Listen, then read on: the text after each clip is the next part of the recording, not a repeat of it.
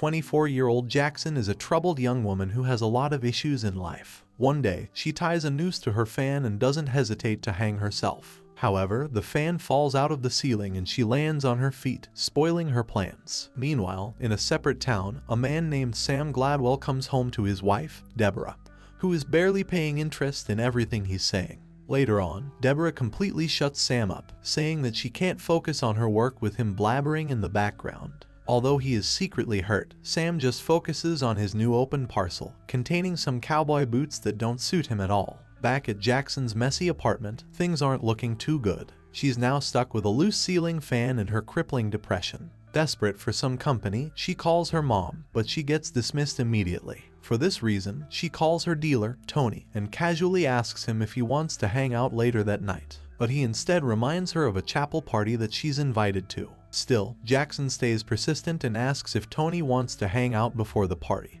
but he says they don't have that kind of relationship and refuses. Now realizing that she has nobody, Jackson soaks on the floor and cries her frustrations away. Meanwhile, back at Sam's place, things are also not going well when Deborah gets irritated that he bought sandwiches for dinner. Although Sam bought food without her asking for it, his thoughtfulness gets shoved down the drain since sandwiches aren't dinner food. Although this is not the reaction he's expecting, Sam claims accountability for his actions and later receives a text from a woman named Addie Jackson, claiming to be his daughter. At first, Sam doesn't believe the text, but he learns that Clarice Jackson is the mother, whom he dated for a year in college. When the truth finally sinks into his head, Sam agrees to meet with his so-called daughter in their local park. Before he leaves, Deborah points out the cowboy shoes he's sporting and laughs at them. However, Sam still goes out wearing them. Moments after, Sam arrives in the park and finds that Jackson is already there. He immediately approaches his daughter, and they catch up for a bit, until he backs out of the whole parenting situation.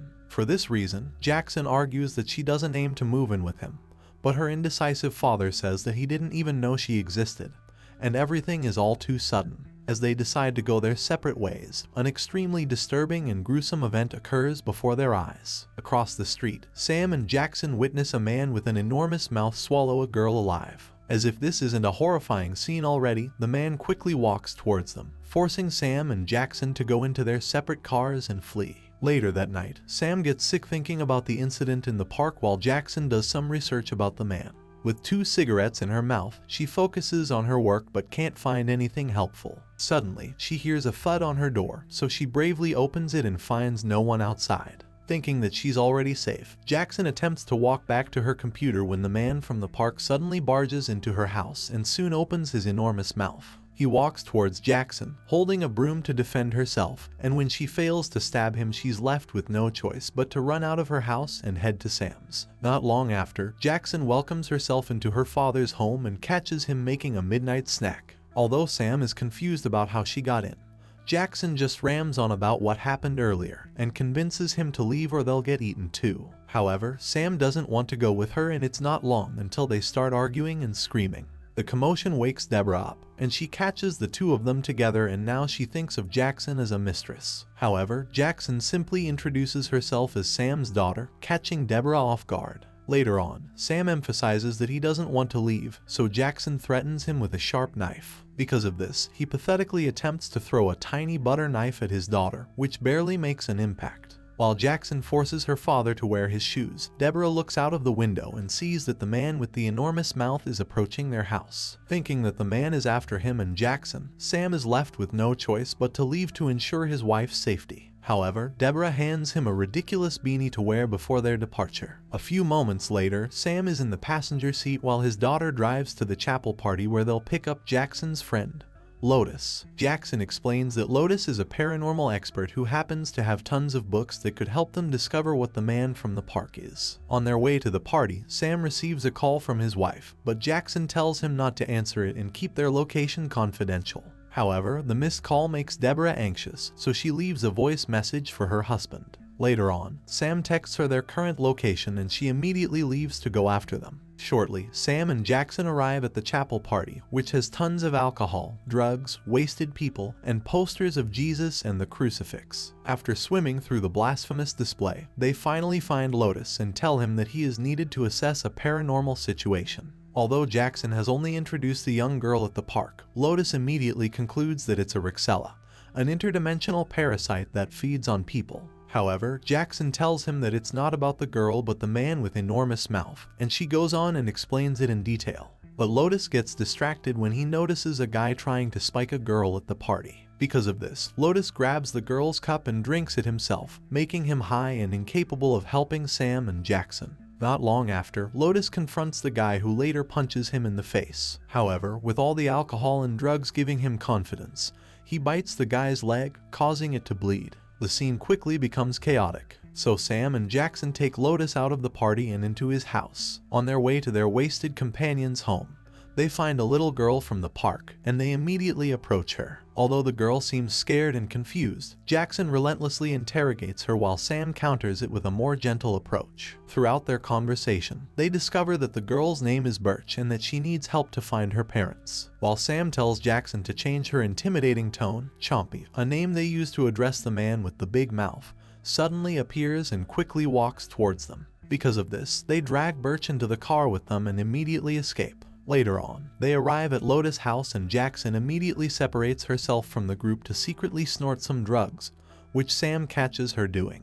Because of this, he takes the tiny Ziploc bag containing the drugs and pours it out, making Jackson upset. Soon after, they decide to enter the house, but Birch doesn't want to leave the car, so Sam carries her inside instead. Once they're inside the house, Jackson tries to make Lotus sleep and later checks out one of his books that can help them discover what Chompy is. However, when she leaves the room, she finds Birch hovering over Sam, who is on the floor with his eyes open and his body petrified. Birch immediately flees after getting caught, leaving Jackson worried about her father's state. She later tries tapping his face, but when she hears no response, she starts to believe that Sam might be dead. However, Sam gasps loudly, making Jackson surprised but relieved to know that he's alive. Later on, as she explains that Birch might be a Rixella, Sam suddenly loses his balance and falls to the floor. He quickly removes his left boot and he is horrified to see that his foot has shrunk, making it look like a baby's. While he panics and screams, Jackson desperately tries to hold her laughter by crumpling a piece of paper and using it to fill in the gap in Sam's shoes. However, the situation is too much for Sam, so he texts Deborah to pick him up.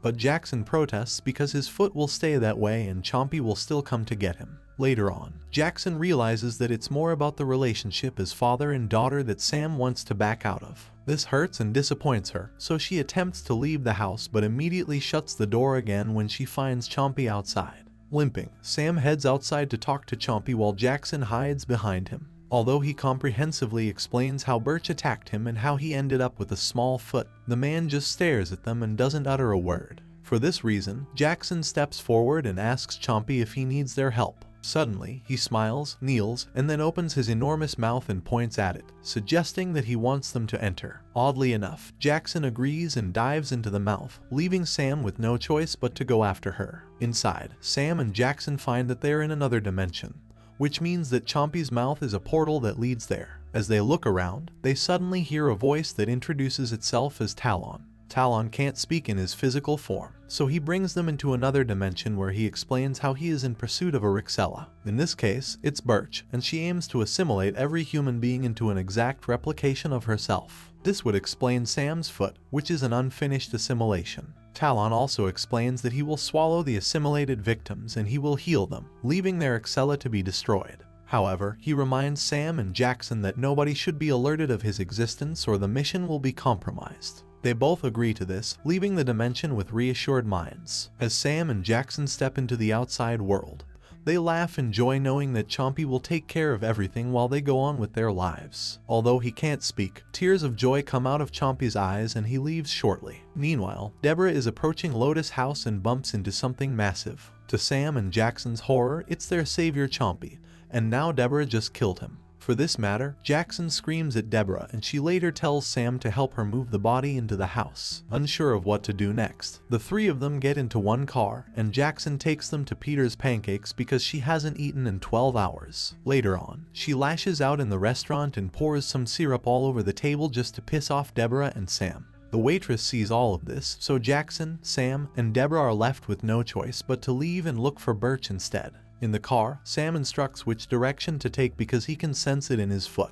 True enough, they find Birch along with many other versions of herself. Later on, Jackson manages to abduct one of them and Deborah helps her place Birch in the trunk. However, a man witnesses the scene, so Jackson jumps at him and scares him away. Later in the car, Deborah and Sam talk about their unhealthy relationship, and they soon introduce the idea of getting a divorce. Jackson, who is driving everyone to her house, awkwardly pretends that she's not listening to them. Not long after, they reach their destination and they immediately bring Birch inside and tie her up. But little do they know that Birch is summoning the other replications of herself to head to Jackson's house. Soon enough, the place is surrounded by other replications of Birch, causing Sam, Jackson, and Deborah to prevent them from breaking in. Meanwhile, Lotus calls Jackson and tells her that he found Chompy's body, and that he's unable to enter her house due to the other replications of Birch. Jackson and Lotus conclude that the portal to Chompy's mouth might still be open, so tossing the girls inside could potentially work. Suddenly Sam realizes that he's lost sight of Deborah, and when he finds her, the replications have already breached the house, and one is starting a simulation over Deborah's unconscious body. Seeing this, Sam attacks the replication and carries his wife to the bathroom, where they're temporarily safe. However, Jackson selflessly runs outside to toss the girls into Chompy's mouth manually. However, in doing so, she gets shoved inside as well. Inside, she finds Birch, who later explains that something is making her do things that she has no control over, such as transforming people into replications of herself. Because of this, Jackson tells Birch to pass the burden to her, and when the little girl refuses, Jackson embraces her and allows the Rixella to enter her body. Later on, she tells Birch to leave while she summons the replications of herself to enter Chompy's mouth. One by one, the assimilated people get healed, and soon after, Sam enters the portal after being turned into a replication. However, he suddenly sees Jackson agonizing in pain.